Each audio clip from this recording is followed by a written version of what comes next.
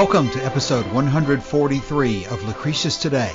This is a podcast dedicated to the poet Lucretius, who wrote On the Nature of Things, the only complete presentation of Epicurean philosophy left to us from the ancient world.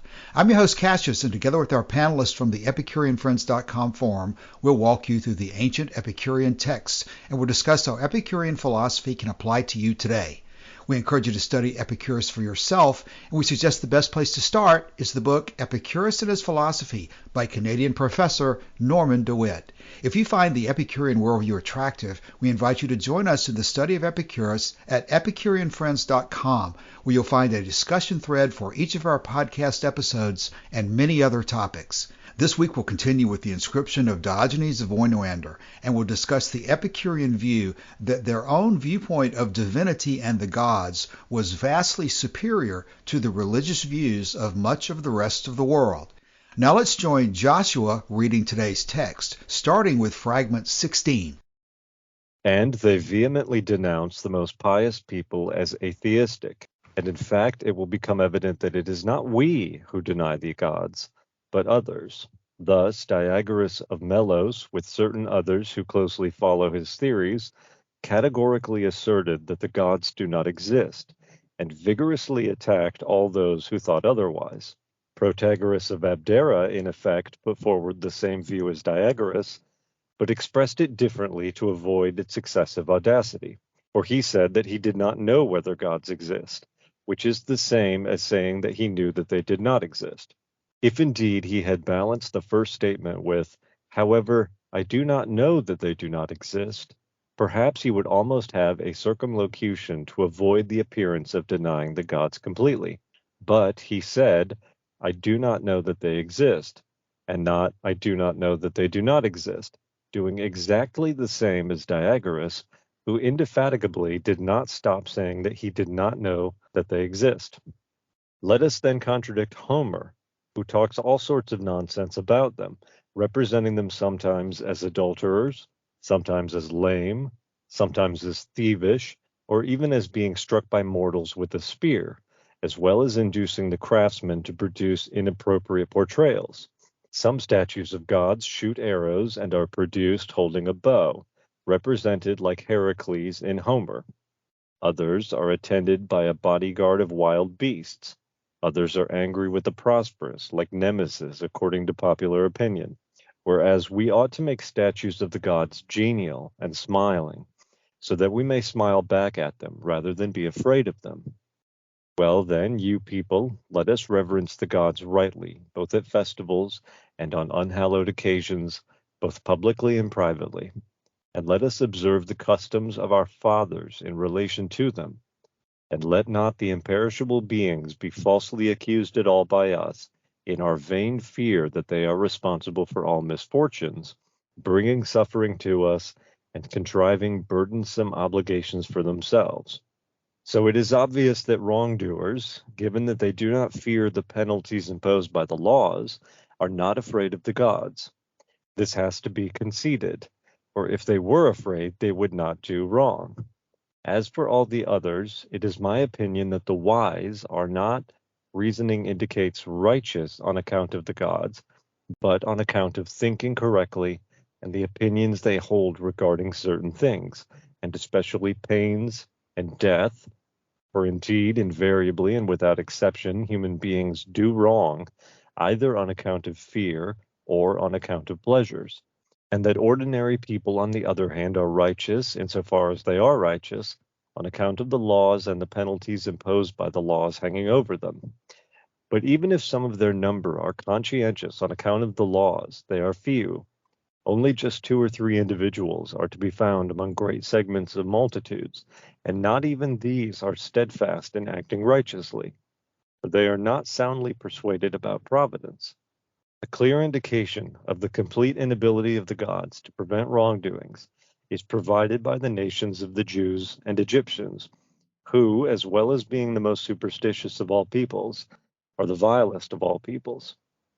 On account of what kind of gods, then, will human beings be righteous? For they are not righteous on account of the real ones, or on account of Plato's and Socrates' judges in Hades. We are left with this conclusion. Otherwise, why should not those who disregard the laws scorn fables much more? So, with regard to righteousness, neither does our doctrine do harm, nor does the opposite doctrine help, while with regard to the other condition, the opposite doctrine not only does not help, but on the contrary also does harm, whereas our doctrine not only does not harm, but also helps. For the one removes disturbances, while the other adds them, as has already been made clear to you before. That not only is our doctrine helpful, but also the opposite doctrine harmful, is clearly shown by the Stoics as they go astray. For they say, in opposition to us, that the God both is maker of the world and takes providential care of it, providing for all things, including human beings. Well, in the first place, we come to this question. Was it, may I ask, for his own sake that the God created the world, or for the sake of human beings? For if it is obvious that it was from a wish to benefit either himself or human beings that he embarked on this undertaking, for how could it have been otherwise if nothing is produced without a cause, and these things are produced by a God? Let us then examine this view and what Stoics mean. It was, they say, from a wish to have a city and fellow citizens, just as if he were in exile from a city, that the God created the world and human beings. However, this supposition, a concoction of empty talking, is self-evidently a fable, composed to gain the attention of an audience, not a natural philosopher's argument searching for the truth and inferring from probabilities things not palpable to sense. Yet even if, in the belief that he was doing some good to himself, the God really made the world and human beings. For God is, I say, a living being, indestructible and blessed from age to age, having complete self-sufficiency. Moreover, what God, if he had existed for infinite time and enjoyed tranquility for thousands of years, would have got this idea that he needed a city and fellow citizens? Add to this absurdity that he, being a God, should seek to have beings as fellow citizens. And there is this further point too. If he had created the world as a habitation and city for himself, I seek to know where he was living before the world was created. I do not find an answer, at any rate not one consistent with the doctrine of these people, when they declare that this world is unique. So for that infinite time, apparently, the God of these peoples was cityless and homeless, and like an unfortunate man, I do not say God, having neither city nor fellow citizens, he was destitute and roaming about at random. If, therefore, the divine nature shall be deemed to have created for its own sake, all this is absurd. And if for the sake of men, there are yet other more absurd consequences.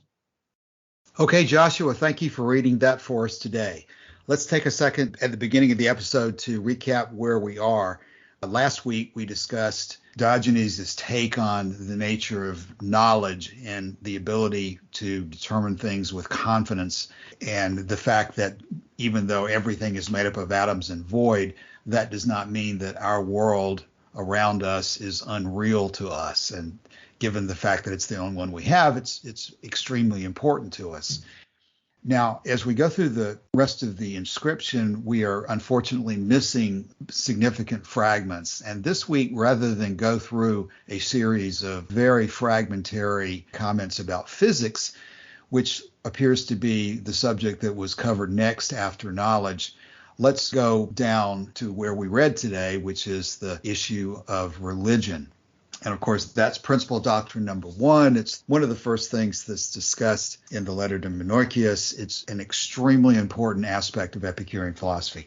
In fact, one of the things I would say to emphasize that is that people who read about Epicurus on the internet, who get a little bit of familiarity with him and who are interested in his emphasis on pleasure and happiness and calmness and tranquility and so forth, I would really submit to those people that Epicurean philosophy is a consistent whole. And if you do not understand this fundamental doctrine, you're going to almost certainly go astray in applying the rest of it, because Epicurus is focusing on the nature of the universe and where we stand in it. And if there is a supernatural God that created the universe and created humans and set things in motion, then there are going to be rules of behavior that flow from that position that we should know about and be sure to follow.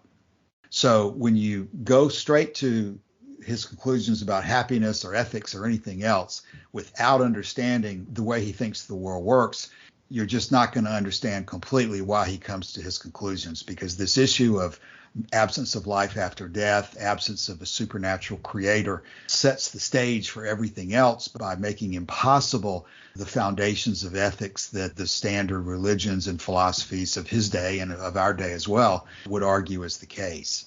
So immediately when we turn to this issue of religion, we're confronted with the question of, was Epicurus an atheist? And what is his position about whether any kind of gods exist, whether they're supernatural or not? And this section that we're reading today is going to give us a lot of material to think about how to apply that.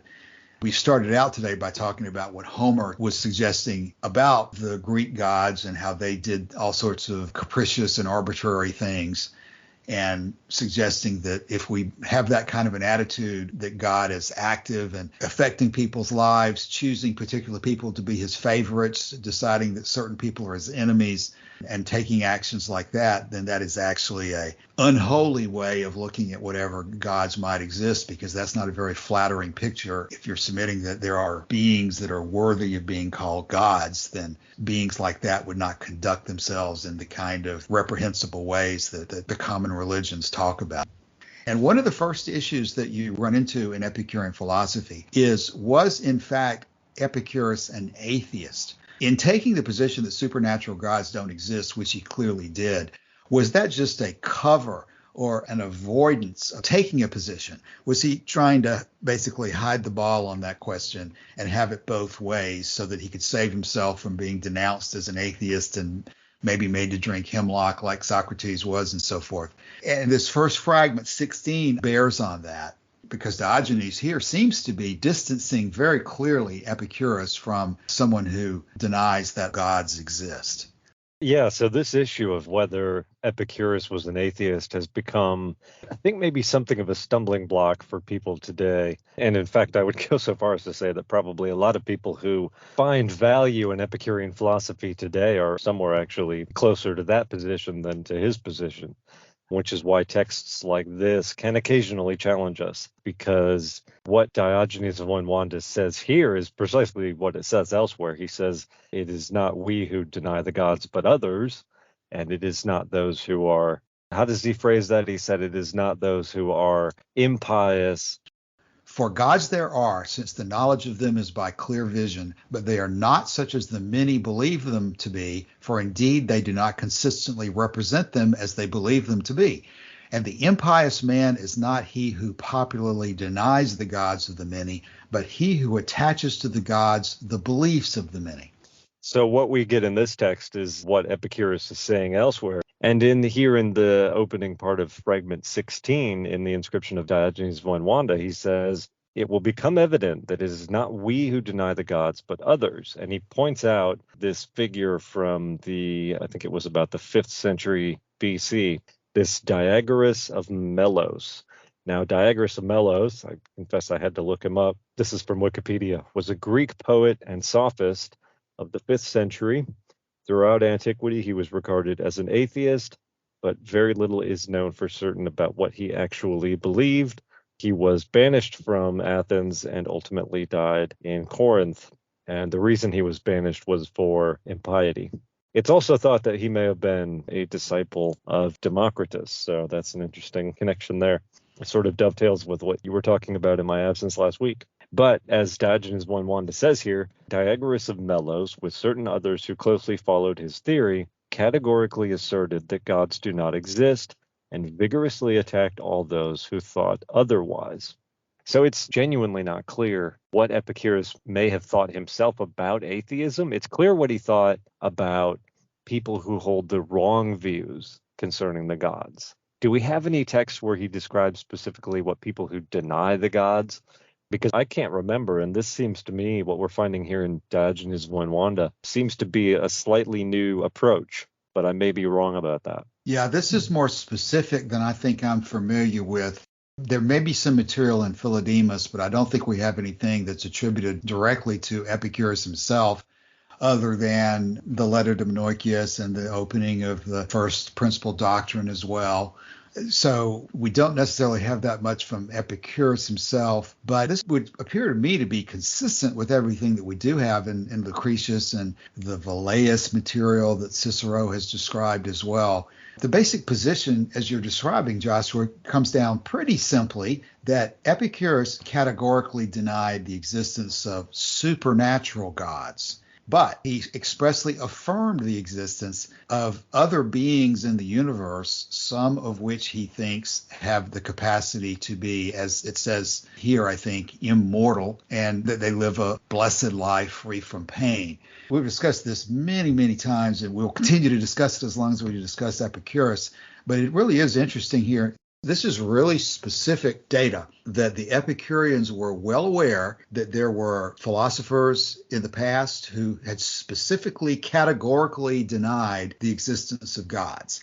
And there were also philosophers who, like this Protagoras of Abdera, apparently, who kind of wanted to have their cake and eat it too, and were just talking in double negatives and avoiding the sharpness of it. And the way that Diogenes says it here is that he was attempting to avoid the appearance of denying the gods completely and to avoid its successive audacity. Protagoras of Abdera expressed it in a softer way. But in the end, Diogenes of Oinoanda is saying that both of those guys were taking the same position, whether you express it harshly or softly. And in itemizing those positions, it's pretty clear that what he's doing is establishing that that was not Epicurus's position. So it creates quite a conundrum for us today in thinking about, well, what was Epicurus's position really? Because he clearly did not want to deny all existence to all gods, and yet he was very specifically denying the existence of any kind of supernatural gods.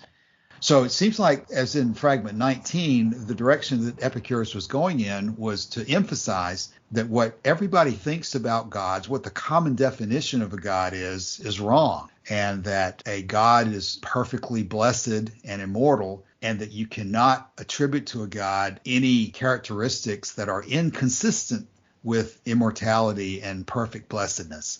And I'm sure people could express that concept in ways more clear than the way I just stated it.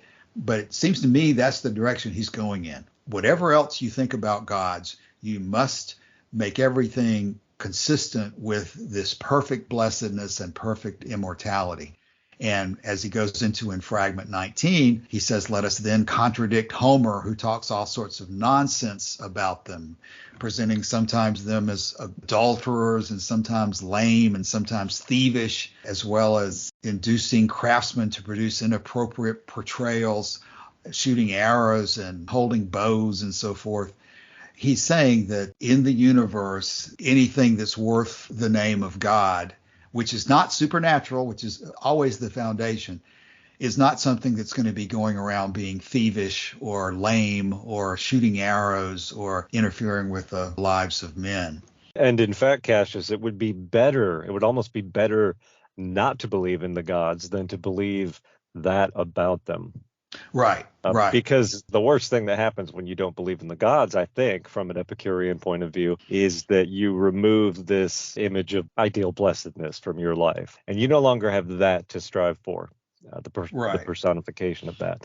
But if you take the alternate view and you take this idea that there are gods and that they interfere in the lives of people, that when you put out on a boat, you have to placate Poseidon first or he'll have you killed. It's ideas like that Epicurus thought were so dangerous and so meddlesome, and that made it impossible to live a happy life. Because if you think that, I have to placate the gods or they're going to bring torment to me, that it's a very difficult way to live. So it's almost better not to believe in the gods than to believe in the gods as described by the multitude. And that, to me, is one of the conclusions that we derive from that quote from the letter to Menoikeus.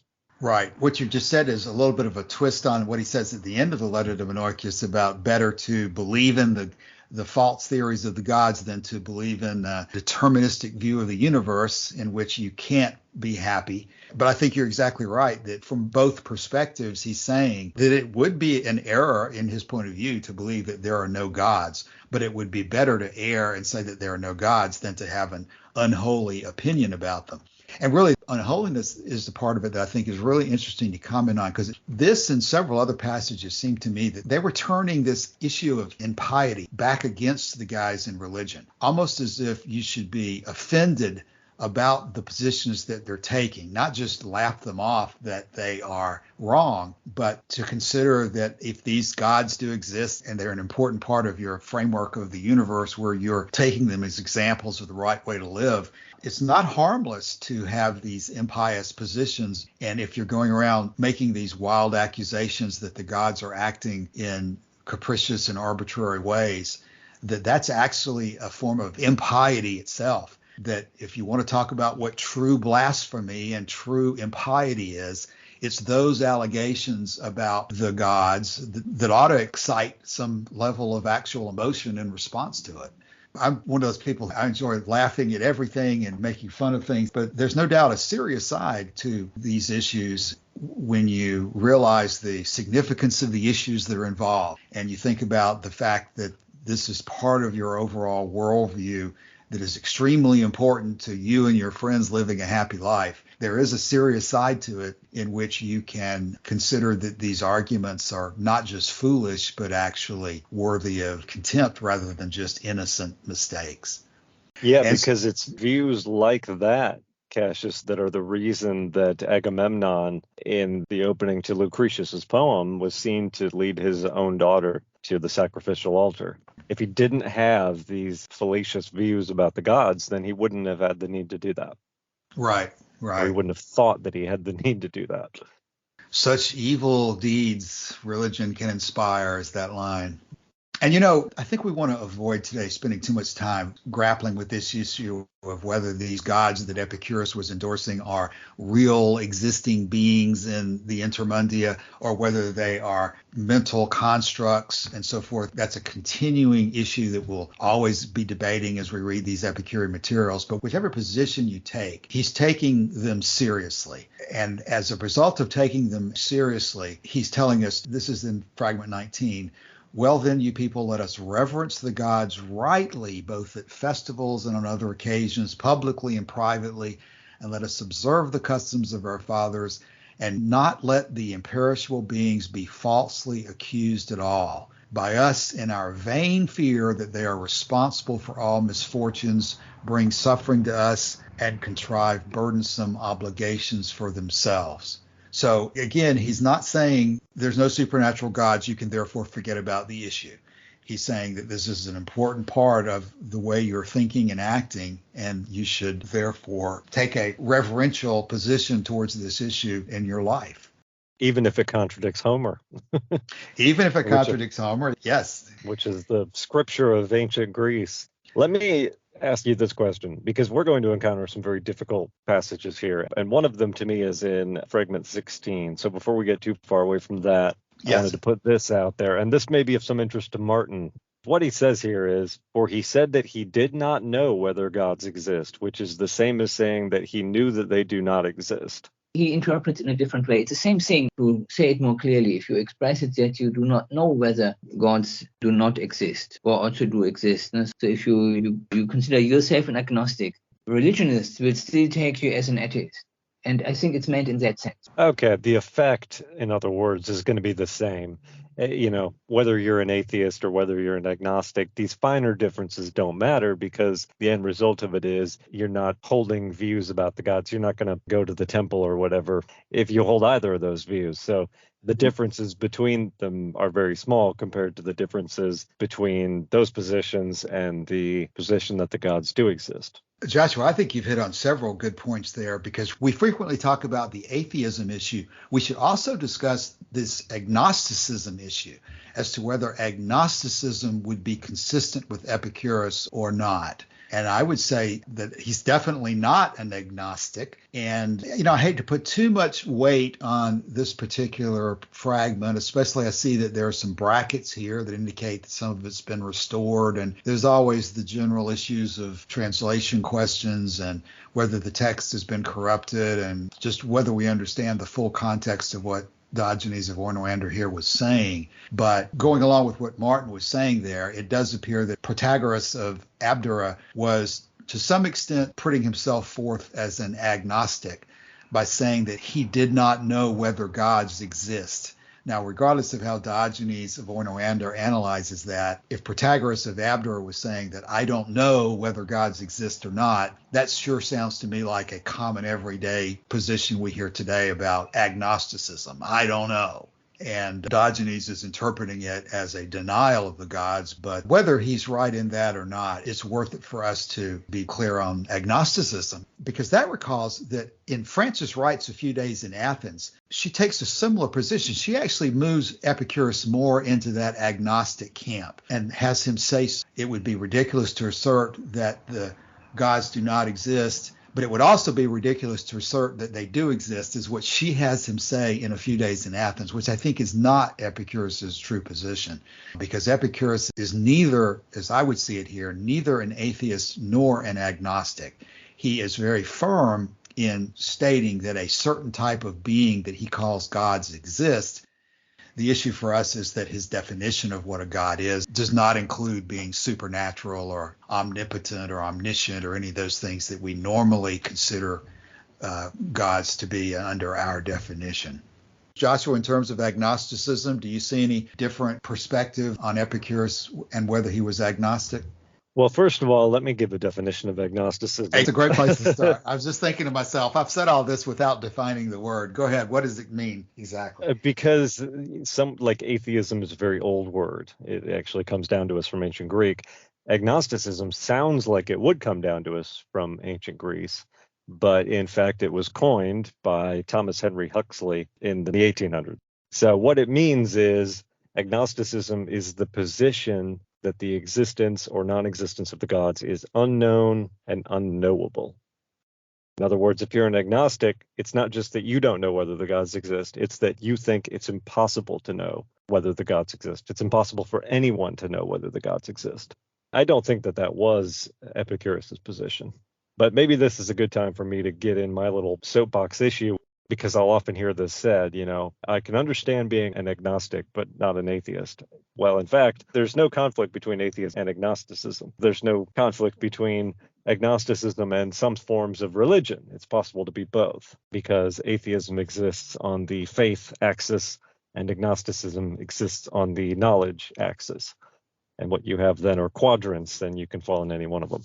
Anyway, that's enough on the soapbox. But well, that's something, it's really good that we hit that today, because frankly, I'm not sure we've ever really discussed the issue of agnosticism in the context of atheism and in the context of what Epicurus is saying here.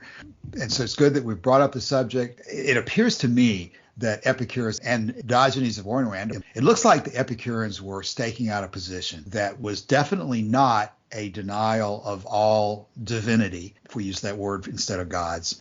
And it was also not a I don't know position about divinity. They were taking a firm position that the divine exists, but that it does not exist in the way that standard religion and philosophy suggests that it does.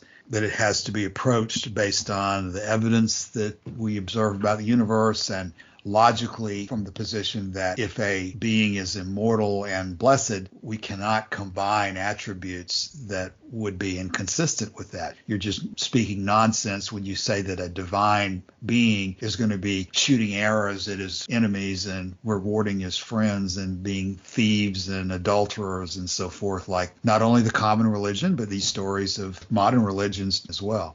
Okay, that to me is the most important point to take away from The whole issue of Epicurean theology, if you want to call it that, or his view of the gods, is that the most important thing to believe about the gods is that there are no supernatural gods and that the gods do not get involved in human affairs. Those are basically the two most important issues to take away from this. Right. And what you just said, Joshua, in terms of it being the most important takeaway, is something that seems to me is documented by Cicero in his On the Nature of the Gods when he quotes the Epicurean Velleius, who gives a long discussion of divinity in that work by Cicero. But he starts out by saying, hereupon Velleius began in the confident manner, I need not say, that is customary with Epicureans, afraid of nothing so much as lest he should appear to have doubts about anything. One would have supposed he had just come down from the assembly of gods in the intermundane spaces of Epicurus.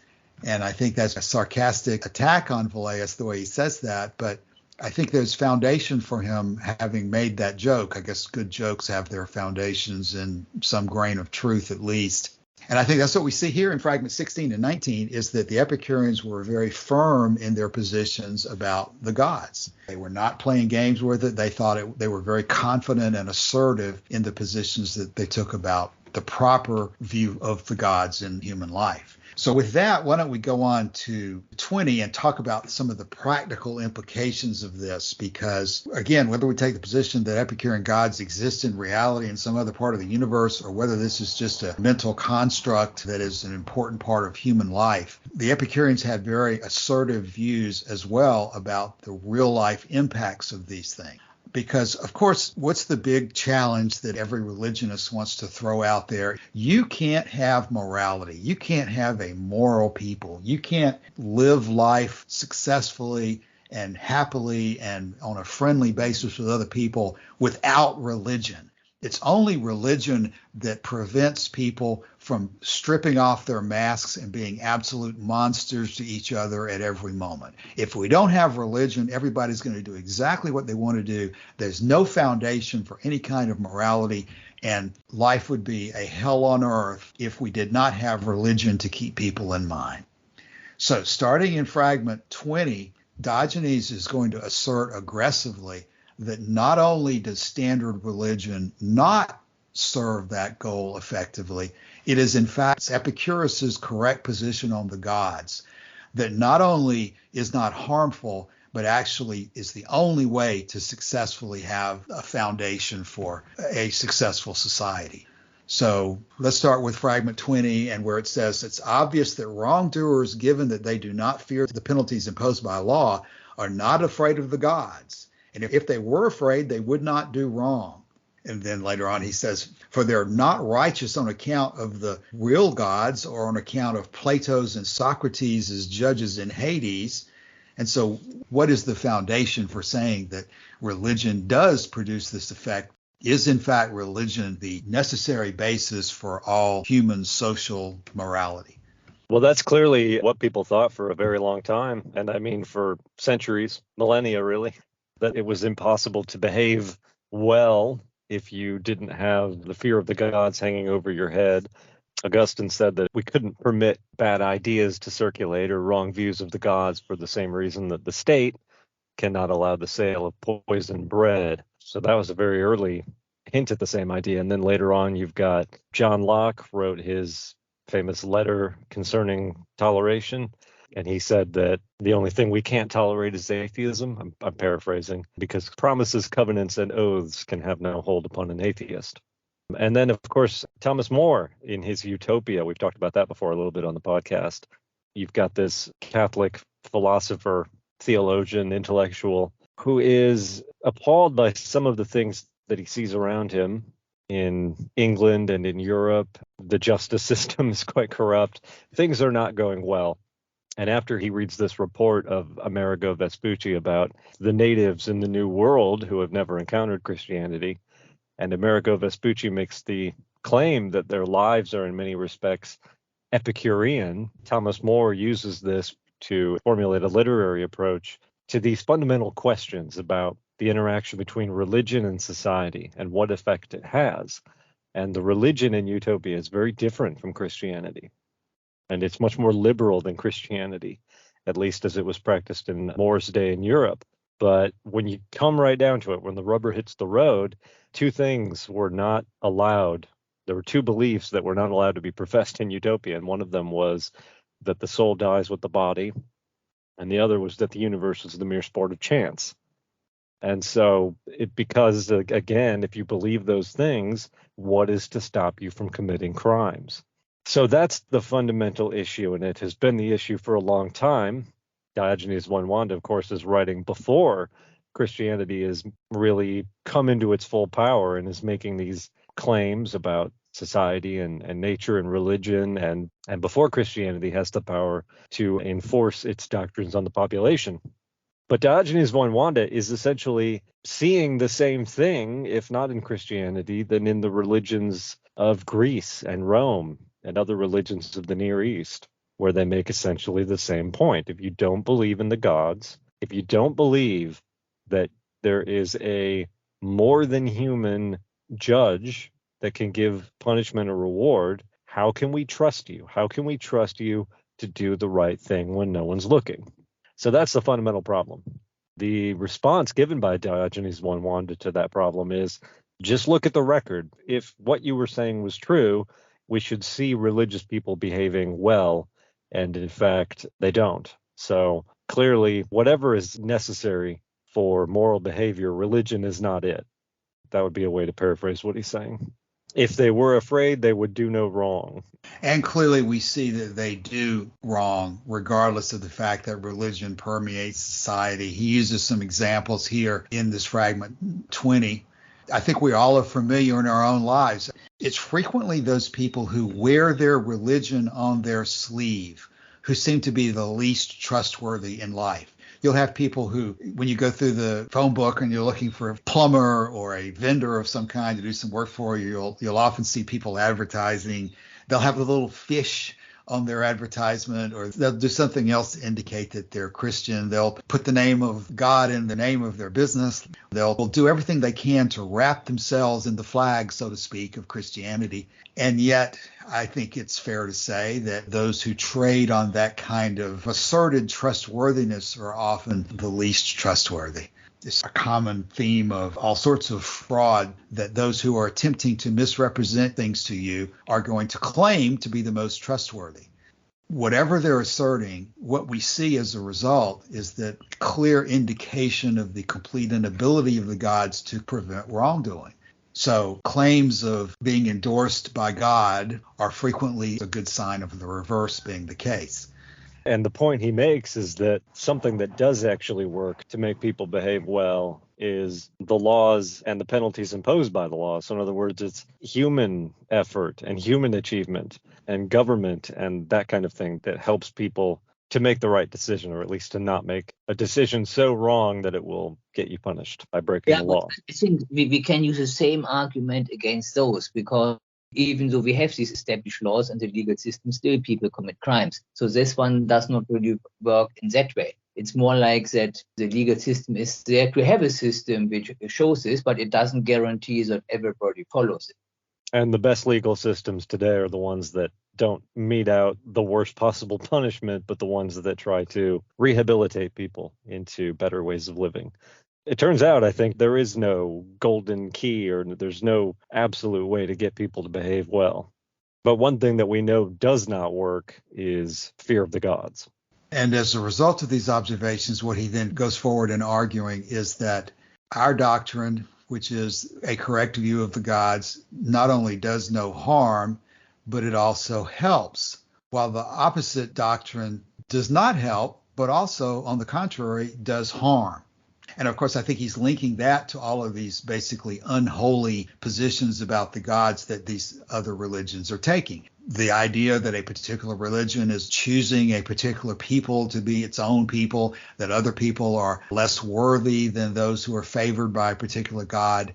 All of the different fighting and wars that have been caused by religion over the ages, all of those things do tremendous harm. Whereas our doctrine, which is that the gods don't pick winners and losers, the gods don't pick friends and enemies, the gods don't interfere and threaten us with hell or reward us with heaven, that Epicurean doctrine produces a much more beneficial result. For the one removes disturbances while the other adds them. So he's saying that the Epicurean doctrine removes these disturbing influences on humanity, while these ideas of the gods doing all these ridiculous things adds all these disturbances. So in Fragment 20 still, we've got a very controversial line, and we've dealt with some difficult ones in this podcast, but this one is perhaps the most difficult of all. He says, a clear indication of the complete inability of the gods to prevent wrongdoings is provided by the nations of the Jews and Egyptians, who, as well as being the most superstitious of all people, are the vilest of all peoples. We had some conversations on the private chats on the forum about how we should deal with this. The conclusion that we ultimately came to, I should say, Cassius, the conclusion that you came to, but that I fully support, was the same conclusion that Martin Ferguson Smith came to, which is he made the decision not to Baudelarize or sanitize the text, and we are essentially following the same path. So rather than just trying to sweep this issue under the rug, maybe we should approach it the best way we can. In preparation, we read some scholarly articles on the problem, because my original reading of it was that while the Jews and the Egyptians are the most religious, they are also the most victimized. But that does not seem to be supported by the Greek. So apparently what Diogenes of Oinoanda is saying is that the Jews and the Egyptians are the most religious, but they're also more capable than most people of wrongdoing. That's what he's saying. So the question then is how should we approach this sentence? Yeah, there's a historical context to this inscription that I think is really important in evaluating this question. Diogenes was writing apparently around the time of Hadrian in the early 2nd century, perhaps. And if you go back into that time period, there had just been a lot of upheaval in that area. This is not very long after the Romans destroyed the temple in Jerusalem.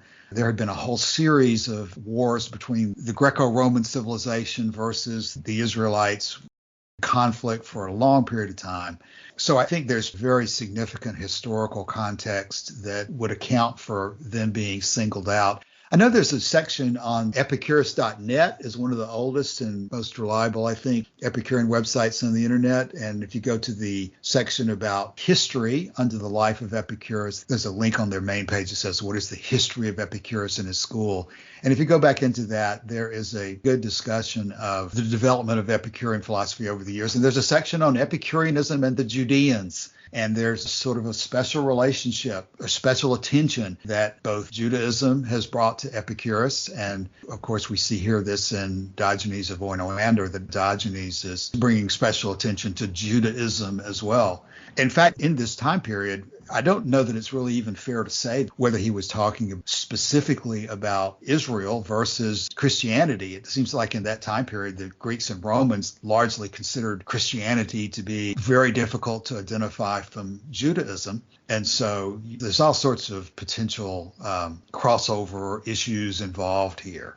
But the bottom line being that he's saying the more religious you are, the more emphasis you place on these rules supposedly handed down by God, the more difficult such people can be to live with. Yeah, I think that's fair enough. And, as I read this passage, one thing I'm reminded of is the efforts that were made by the translators of Lucretius to denounce the poem, even as they were translating it and putting it into circulation. And in the 1743 edition, published by Daniel Brown, in the preface, he says that, "Here I would have it understood that I translate Lucretius as a classic writer of the first rank, one of the venerable fathers of Latin poetry, without thinking myself accountable for his principles or justifying his system." Now, I am quite happy to place myself accountable for Lucretius's principles. But he goes on to say that anyone who wants to basically put this on me is a precise fanatic in the Republic of Letters and a secret and ignorant enemy to human learning. So we put it into the podcast because it's in the text, and that's why we're reading it. And I don't know that I have much more to say about that. I will add one more thing, Joshua. One of the articles that we came up with in researching the background of this made the observation that there are some commonalities between Judaism and the Egyptians of that time period, which might have been particularly offensive to Diogenes of Oinoanda, especially in regard to the Egyptians portrayal of the gods in animal form, that the theme of what Diogenes is suggesting here is that we have an extremely holy, so to speak, view of divinity and of the gods as being just the highest possible immortal and blessed type of being.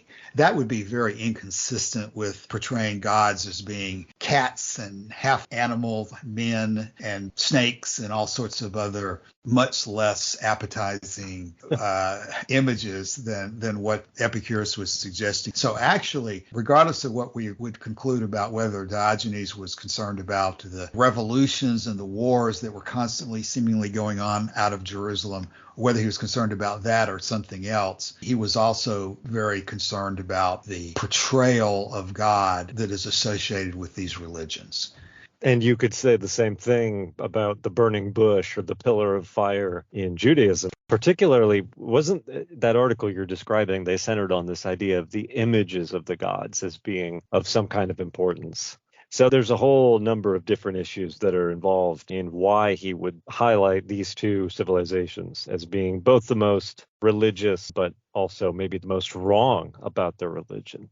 You know, one more thing I would add to that list before we move on would be the issue of claiming that you are a chosen group of God. That is the example that is given. Principle doctrine number 1, the blessed and immortal nature knows no trouble itself, nor causes trouble to any other, so that it is never constrained by anger or favor, for such things exist only in the weak. To the extent that Diogenes of Oinoanda would have been aware that Judaism claims a special relationship with God, a special contract with God, or that they are the chosen people, that I think would be a direct contradiction to this assertion in Principle Doctrine number 1 and in other texts that are left to us about the gods. In Epicurean philosophy, gods don't pick friends and enemies. They don't punish enemies. They don't reward friends. And the assertion that you stand in a special relationship with a supernatural God, I think, would be about as offensive to Epicurean philosophy as any other assertion you could come up with. Regardless of whether you consider somebody's actions to be vile or noble or whatever, you're not in Epicurean philosophy going to suggest that a supernatural God has made you his chosen friend.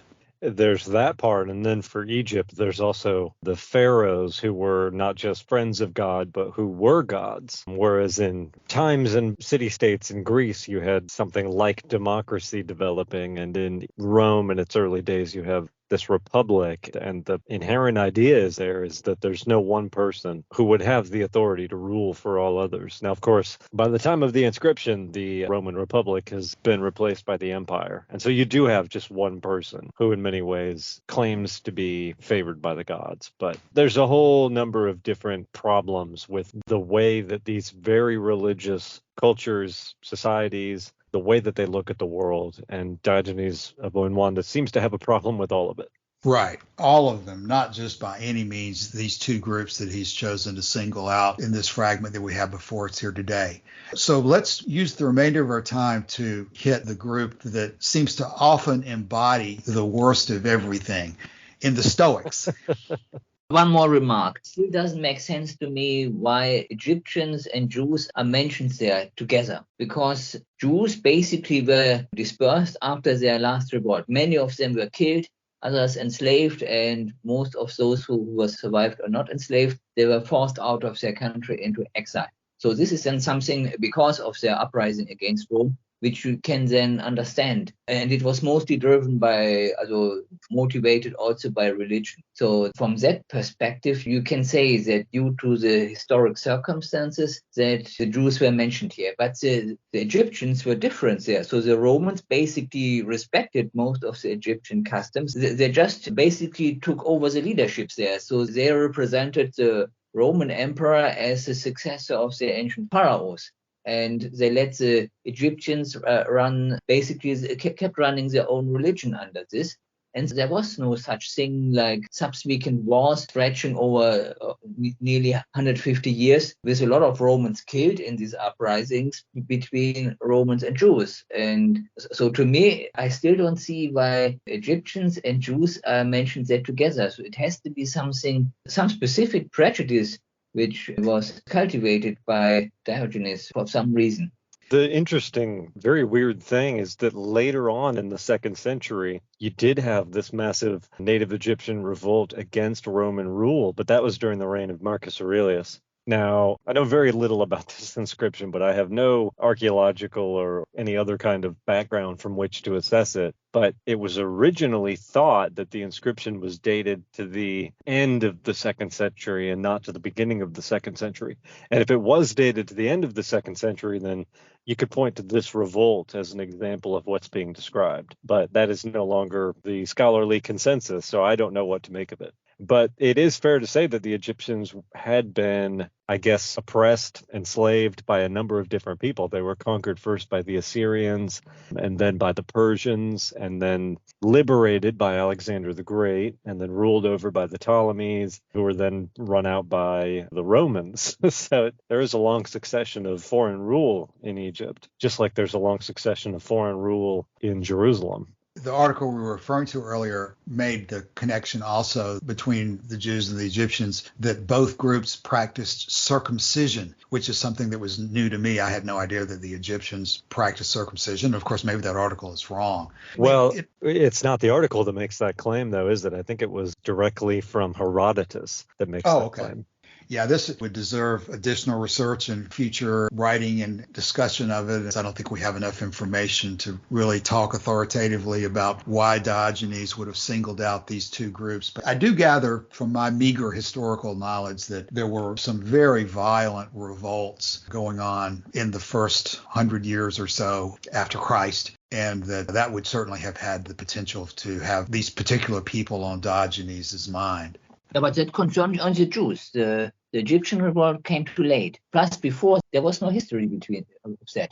There's no apparent really clash. So the fighting which happened earlier was between Romans. It was not an uprising of the Egyptians. So that had nothing to do with it. So to me, it doesn't make sense to add the Egyptians in there, because they were basically a part of the Roman Empire. They didn't fight against it.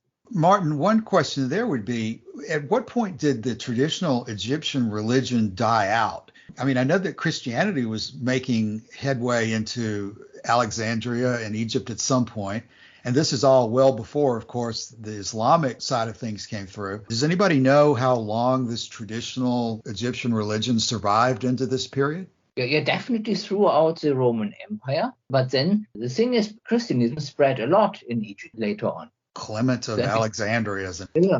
So it was basically largely Christianized. Well, I would expect it had on really until the 7th century, then until it was run over by Muslim Arabs.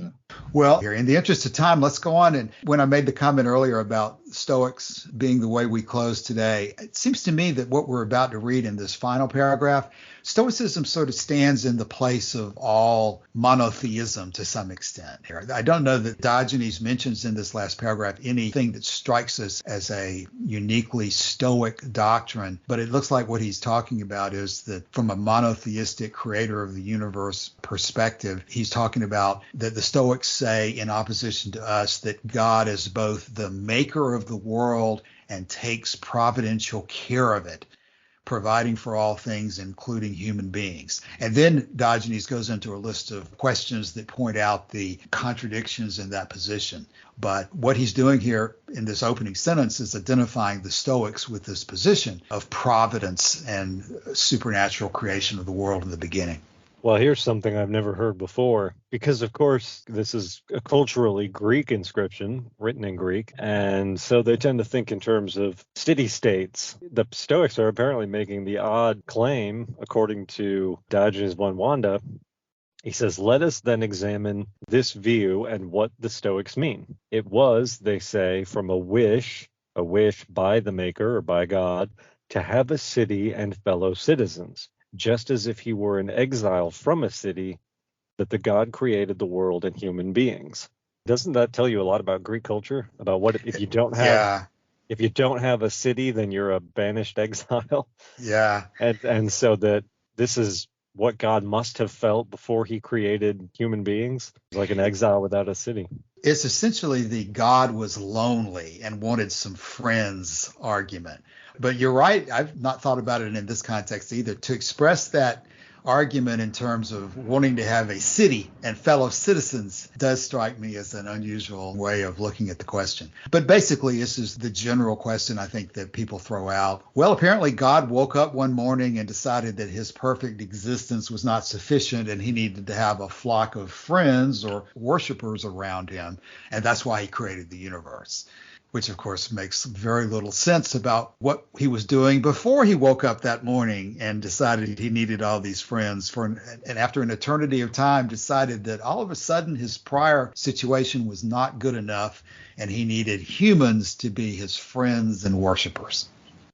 The essence of narcissism. Yeah.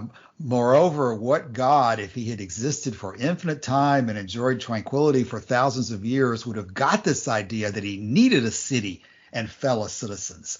Add to this absurdity that he, being a God, should seek to have beings as fellow citizens. Add to this point, too, if he had created the world as a habitation and a city for himself, I seek to know, where was he living before the world was created? Yeah, as it says later on, the God of these people was cityless and homeless, like an unfortunate man. Ultimately, they're saying that God was homeless before he created the earth. And to ascribe homelessness to a divinity or to God is probably the ultimate in impiety. You did make the point that this was a variation of an argument that is still made. And I guess both sides of the argument are still put forward, because you still have people asking today, when did God create the universe and why at that moment did he suddenly decide that he needed to do that? It's a question without an answer. It's absurd to even think along those lines, really. But here we are. I don't know that we have very much more in the inscription that is preserved that would go on, but you almost have to think that this is where he would have gone into the material that produced the riddle of Epicurus that people talk about all the time, then why call him God and so forth.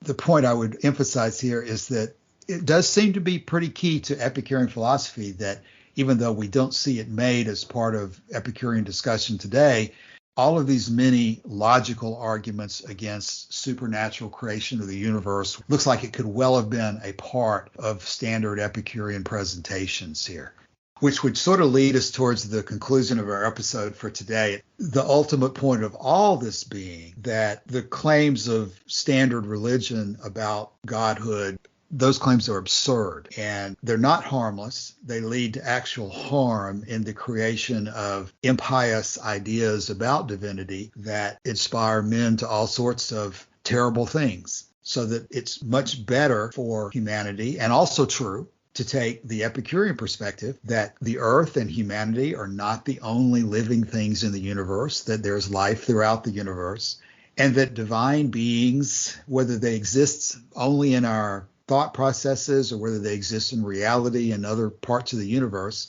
they're things that are useful and important for us to have a proper perspective on. That we should be very clear that we aren't the highest things in the universe, that divinity, whether as a reality or as an abstraction, is something to take seriously as a concept to give us ideas and guidance on how to live our lives here. And that it's therefore extremely important not to go astray with false ideas about divinity, but to have ideas about divinity that are helpful to our successful living and happiness. You know, it's often said by scholars and Latinists that Lucretius's poem was unfinished. And one theory is that if he had written this seventh book, which he allegedly died before writing, that the subject of his seventh book would have been on the nature of the gods. And so what we might be looking at here in Diogenes of Oinoanda is, if those people are right, we might be looking at a semblance of what was to come in Lucretius if he had lived long enough to write it. And unfortunately, about the only thing we have left from which we could try to reconstruct such a position would be the material attributed to Velleius in Cicero's On the Nature of the Gods, which we've not undertaken a separate review of. I don't know, maybe at some point we should do that. But nothing in it is going to end up changing the basic conclusions that we have in front of us here, that Epicurus took the position that gods, divinities do exist in a way, at least. It's important for us not to have unholy ideas about those things, and that the common views of religion are absolutely harmful, that not only do those common views not secure a life of happiness for people, they actively undermine that life of happiness in the world. and that's an important part. Actually, it's the very first doctrine at the top of every list that ever comes up about what's important to know about how to live in the world. Okay, well, let's begin to close today's episode. Martin, closing thoughts from you. Yes, for this last part on the Stoics. So I think he really is mocking the Stoics here. You can see this from the word destitute, because he puts up the image of really a homeless man who is then actually destitute, and then confers from there God was destitute there. And I think this is just mocking. So it just makes fun out of this one. Yeah, I think you're right. And it's, again, an important point for people today to remember as they're thinking about the difference between Stoicism and Epicurean philosophy, is that Stoicism is at root a theistic position about the universe and humanity being created by an intelligent being, set in motion, led providentially, is the word used here, by that being, and that therefore when you have such a position, you're going to look to that source of guidance for how to live your life, which is just an extremely different position than taken by Epicurus. Joshua? Well, this is off topic, but it could be rather timely depending on when the episode actually goes out. Today is October 9th. Next Saturday will be October 15th, and that is the day on which Virgil was thought to have been born. And if Virgil was born on the 15th, then it's possible that he was given the toga virilis, or the toga of manhood, also on the 15th of October. And it's said elsewhere that Lucretius died on the same day that Virgil assumed the toga virilis, which would be on October 15th. So in lieu of any other better day, I'm quite happy to say that next Saturday, October 15th, will be the anniversary of the day on which Lucretius died. Good point. Lucretius and Diogenes of Oinoanda together being, I think, about as good an example for a lot of us as we could find, because these are people who have taken Epicurean philosophy to heart and then invested a lot of effort into being able to articulate it to other people and preserve for us and for themselves what they saw as the way to live happily. As I always have to say, we should consider ourselves very lucky that we have even as many surviving sources from antiquity as we do, particularly Lucretius. I'm constantly reminding myself how good it is that we have Lucretius. That's right. And I guess in closing for today, it really is fortunate and fascinating as well to see in Diogenes of Oinoanda over 100 years later, different part of the world, very similar thoughts being expressed in a very similar way, without a hint that anybody felt that they were obligated or that this was some kind of a mind game or mind control, absolutist position that you had to agree with Epicurus. These are people who studied the philosophy, studied the arguments, decided for themselves that they were persuasive, and happily embraced them on their own. I think that's a good example for the way all of this should be approached. Just something that when you study it seems to make sense and leads you to certain conclusions about the way to live. So with that, we'll go ahead and adjourn for the day. We'll have a thread on this on the forum, and no doubt we'll have some citations to add to the material that we've talked about today. So invite everybody to come by and read that at the forum and join us in other discussions there during the week. And with that, we will come back in another week and have at least one more session on Diogenes of Oinoanda. So see you then. Bye. Bye.